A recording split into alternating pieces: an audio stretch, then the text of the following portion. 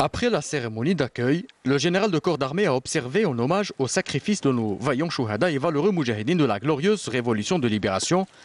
un moment de recueillement sur l'âme du défunt président Houari Boumediene, dont le nom est porté par le siège de l'Académie, où il a déposé une gerbe de fleurs devant la stèle commémorative et a récité la Fatiha sur son âme et sur celle des valeureux chouhada. Le général de corps d'armée a tenu ensuite une rencontre avec les cadres et les stagiaires de l'Académie où il a prononcé une allocution d'orientation suivie via visioconférence par l'ensemble des personnels relevant des unités de la première région et dans laquelle il a rappelé l'ultime importance que revêt cette rencontre qui coïncide avec la célébration de la journée nationale du Shahid et également avec le mois de mars, mois des Chouhada, qui sont des dates phares inscrites par la génération de novembre. J'ai toujours été, à chaque occasion, franc et sincère, tout en assumant de dire la vérité lorsqu'il s'agit de la sécurité et la stabilité du pays. Le fait que l'Algérie a pu réunir les facteurs de sa stabilité à travers l'éradication du terrorisme et la mise en échec de ses objectifs grâce à la stratégie globale et rationnelle adoptée, puis grâce à la résistance résolue dont a fait montre le peuple algérien et à sa tête l'armée nationale populaire, aux côtés de tous les autres corps de sécurité, a déplu à certains partis qui sont dérangés de voir l'Algérie stable et sûre, mais veulent la ramener aux douloureuses années de Brest,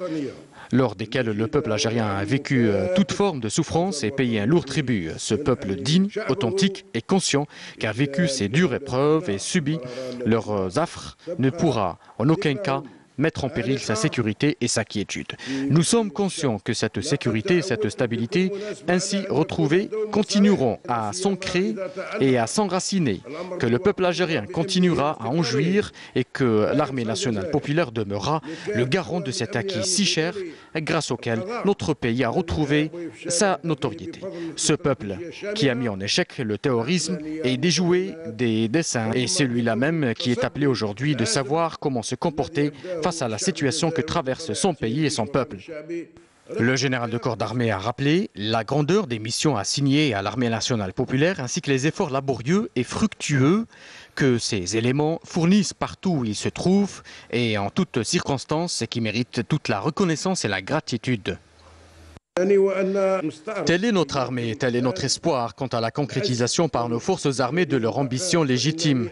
Et à la lumière des orientations de son Excellence, Monsieur le Président de la République, chef suprême des forces armées, ministre de la Défense nationale, des ambitions qui nous donnent l'espoir en l'avenir en tant que peuple algérien et capable surtout de donner une jeunesse comme vous et comme tous les éléments de l'armée nationale populaire, digne héritière de l'armée de libération nationale. Des hommes qui connaissent parfaitement les ennemis de leur peuple et de leur patrie, qui sont parfaitement conscients de leurs desseins macabres et de leur portée et qui sauront surtout et sans doute préserver leur histoire nationale et valoriser leur révolution et ses artisans.